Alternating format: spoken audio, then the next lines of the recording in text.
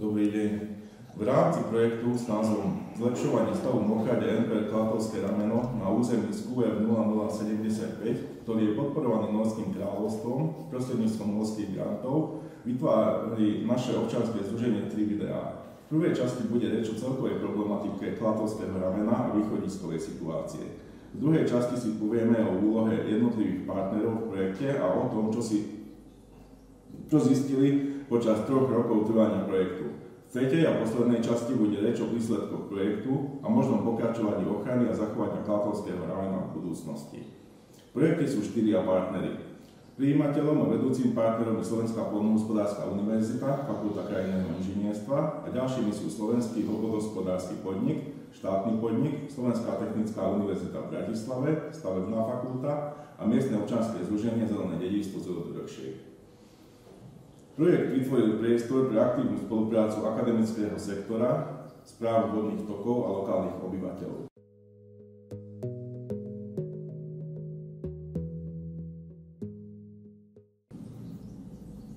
V mene obyvateľov sa pýtame pani starostku obce Ohrady, Aniku Rabaj. Dobrý deň, ďakujem pekne, zdravím každého. Ako prvé by sme sa chceli spýtať, že ako dlho žijete pri ramene? V podstate dá sa povedať, že odjak živa. Ja som rodená Ochrančanka. Tu som vyrástla pri ramene a toho času to vyzeralo úplne inak. Príroda bola prekrásna, aj tá fauna, aj flóra, vodné rastliny, ostrice, trstina, ale aj pod vodou žijúce rastliny ako lekno. To všetko bolo možné vidieť a obdivovať pri vode. A vtedy ja si pamätám, že nebolo zakázané kúpať sa v ramene. Tam sa stretávala mládež obce, tam sme trávili značnú časť našich detských prázdnin. A ako vnímate súčasný stav? Tak súčasný stav ma naozaj mrzí. Tak ako to vyzerá teraz to ani zďaleka mi nepripomína to obľúbené miesto z našich detstiev. Naplňa ma smútkom, keď vidím tie stromy napadnuté do vody a vidím množstvo tých stromov, ktorými sa v podstate nedá robiť nič. A je zanesené bahnom, ani 1/3 tých vodných rastlín toho času sa už vo vode nenachádza. Proste strašné. A čo si myslíte, čo by sa dalo spraviť na zlepšenie tohto stavu? Som presvedčená, že práve ten 5. stupeň ochrany bráni obnoveniu ramena a toho územia. Vždy to bolo chránené územie, ale kým bolo v nižšom stupni ochrany, tak každá obec svoju časť pekne udržiavala, čistila, takže sa nemohlo rameno vôbec zablatiť. Vegetácia bola prekrásna, fauna bohatá. A teraz v podstate, čo tam vidíme, môžeme skonštatovať, že vidieť tam iba labute, o ktorých sa dá povedať, že v poslednom čase strašne sa premnožili a všetky ostatné druhy vodných vtákov neznášajú v okolí, tých okolí. Dobre, takže 5. stupeň ochrany vnímate ako paradox. Ďakujem. Áno, a myslím si, že by sa mal obnoviť ten 3. stupeň ochrany a s odborným dohľadom urýchlene začať s čistením ramena. Lebo keď sa to nestane, tak onedlho nebudeme mať čo chrániť a čo obdivovať v našom okolí.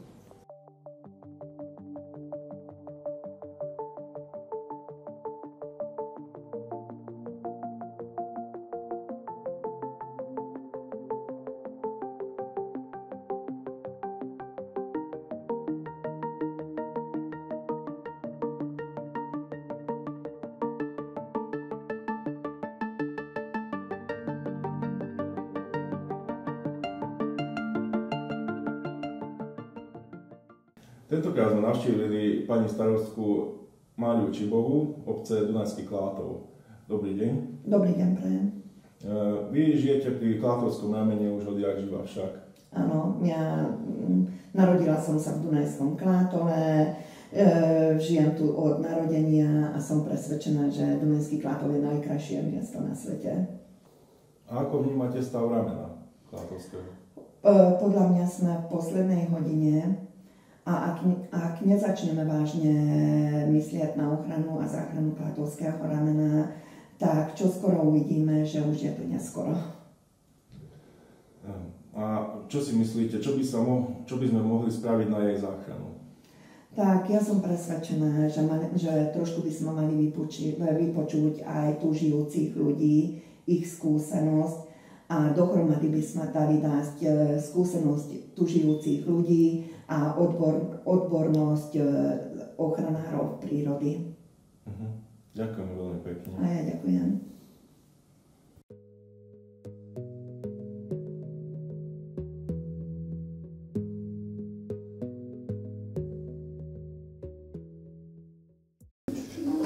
Dobrý deň, dnes vítame pána Ižáka Gábora zo štátnej ochrany prírody a chceme sa ho spýtať ohľadom Klátovského ramena. Čo si myslíte, Klátovské rameno potrebuje iba ochranu alebo aj zlepšenie stavu? Čo sa týka ochrany, ochrana prírody je zabezpečená vlastne stupňami, ktoré v tomto prípade predstavujú pri vyhlasovaní 5. stupeň ochrany, ale odtedy už toto sa prispôsobilo trošku požiadavkám a tu je už aj 3., 4., ale niekedy aj 5. stupeň ochrany a je závislý od toho, že ako boli tieto pozemky, na ktorých 1. alebo 2. stupeň platí, ako boli zaradené do Natúry 2000. Vlastne to určuje, že aký je tam stupeň tej ochrany. Ja si osobne myslím, že tá ochrana by mala byť čím vyššia, ale na druhej strane aj tie opatrenia, ktoré by mali viesť k zlepšovaniu jednak vodného režimu, jednak odstraňovajú inváznych druhov, tie by mali súbežne prebiehať po celom území, tam, kde to je nutné, bez ohľadu na to, že aký tam je stupeň ochrany. Ďakujeme. A v rámci tohto projektu, ktorý je podporovaný norskými grantami na zlepšovanie stavu mokradí v Klátovskom ramene, sa snažíme vybudovať mládežnícku organizáciu. Čo si o tom myslíte? Ja si myslím, že ak táto mládežnícka organizácia nám nejakým spôsobom vie pomôcť ako v údržbe alebo v nejakých manažmentových opatreniach týkajúcich sa Klátovského ramena, tak tu budeme iba vítať a budeme veľmi radi. Vzhľadom na tie naše kapacitné možnosti, ktoré máme. Ďakujem veľmi pekne.